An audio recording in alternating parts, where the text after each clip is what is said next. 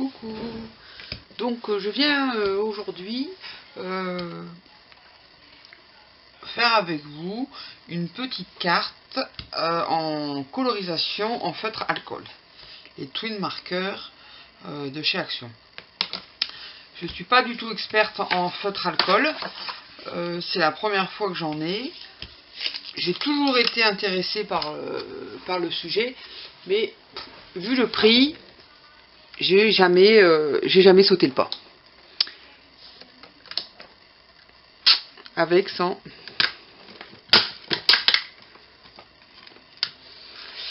Dès que j'ai vu qu'il y en avait chez Action, je me suis dit, allez, go, on y va.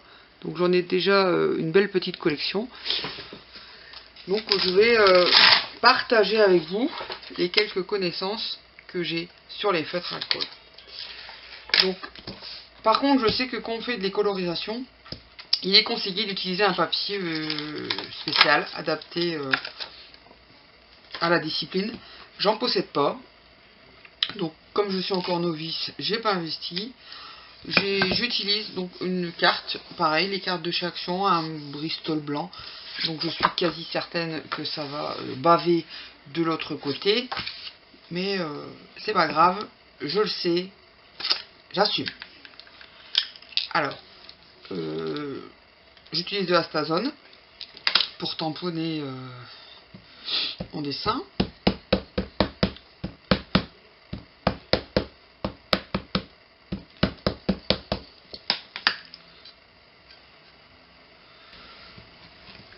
J'ai essayé en mettant un sopalin en dessous pour donner un peu de souplesse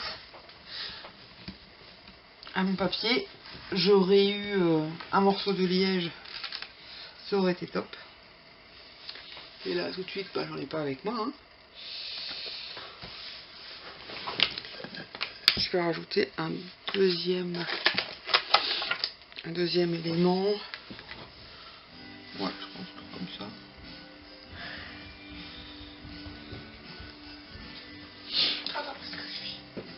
Ferme la porte, s'il te plaît.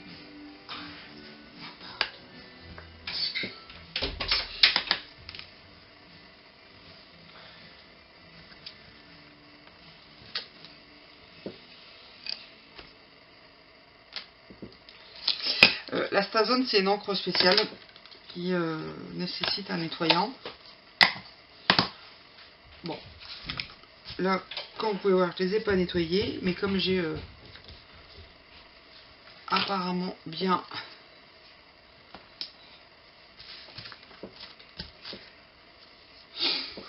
voilà, j'ai bien vidé, désaturé mon tampon, ça suffit. Sinon, si vous le faites tout de suite, un coup de lingette, ça suffit. Donc j'ai mon image à coloriser.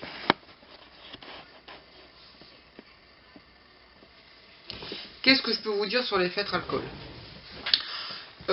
Quand on superpose plusieurs fois le même trait, qu'on fait plusieurs passages avec la même couleur, on obtient une couleur plus foncée. Quand on superpose deux couleurs, on obtient une troisième couleur.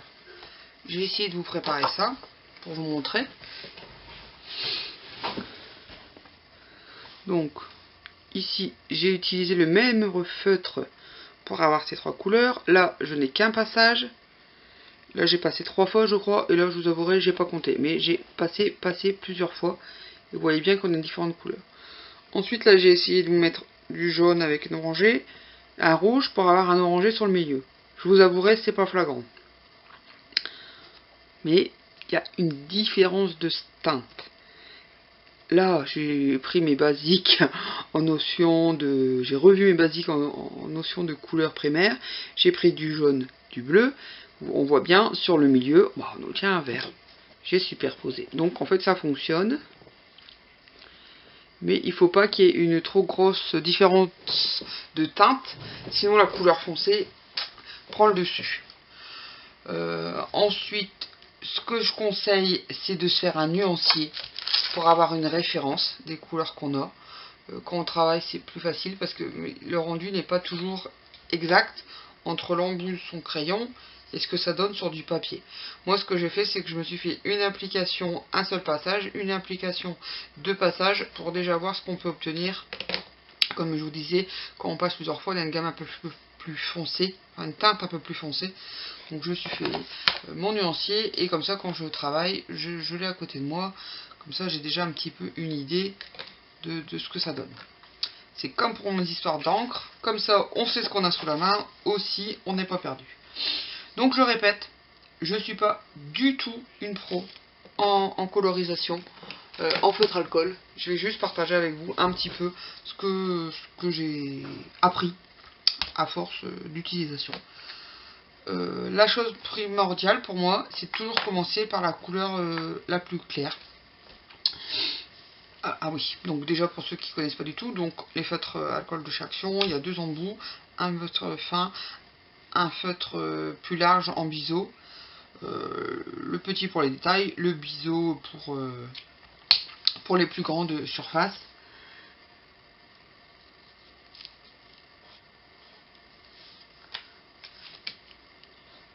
Et j'ai vraiment du mal à utiliser le biseau. J'ai vraiment une préférence pour les plus petits.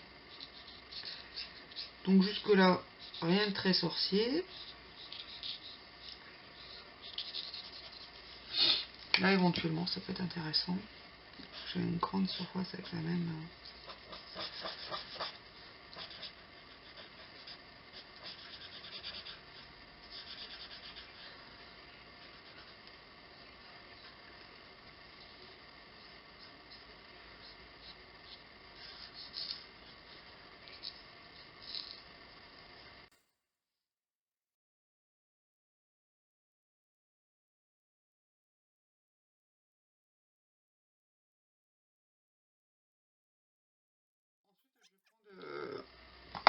Deuxième couleur, et je vais venir repasser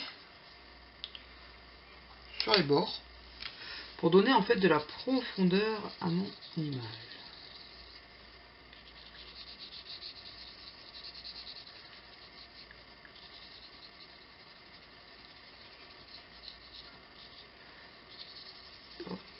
Là vous vous dites, c'est affreux hein, ce qu'elle fait. Hein. Ça tranche, ça démarque fort, c'est pas beau. Vous avez raison. Il faut attendre un peu de temps, en fait, pour que la couleur vraiment, les couleurs se mélangent entre elles.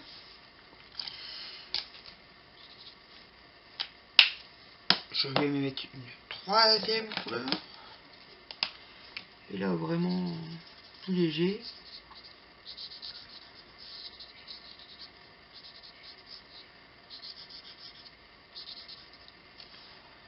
Voilà.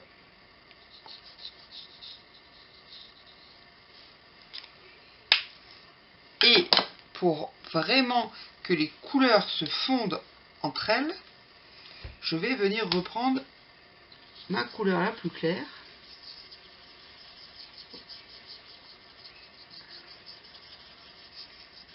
Et je vais repasser sur tout ce que je viens de faire.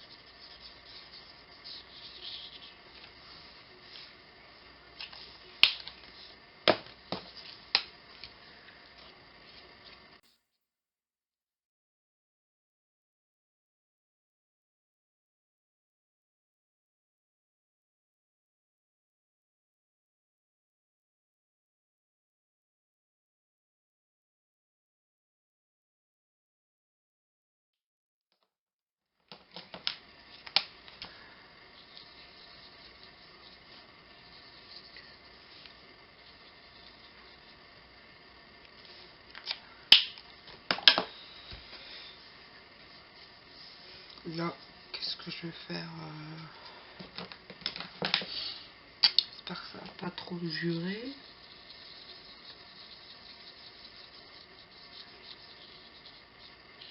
Là, je vais juste, comme je vous disais, repasser plusieurs fois avec la même couleur. ça soit un peu plus foncé à cet endroit. Là, je ne vais pas utiliser de deuxième couleur.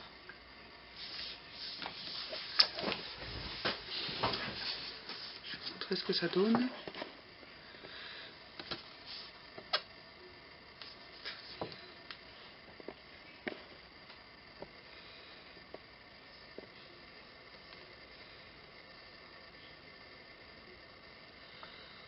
Voilà ce que ça donne.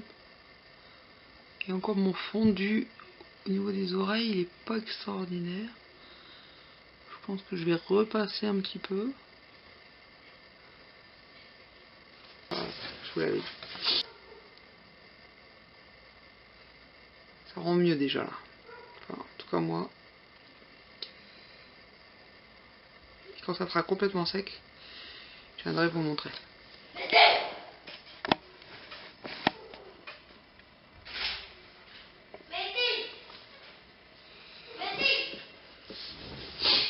Et après on continue, on s'amuse, on se fait plaisir.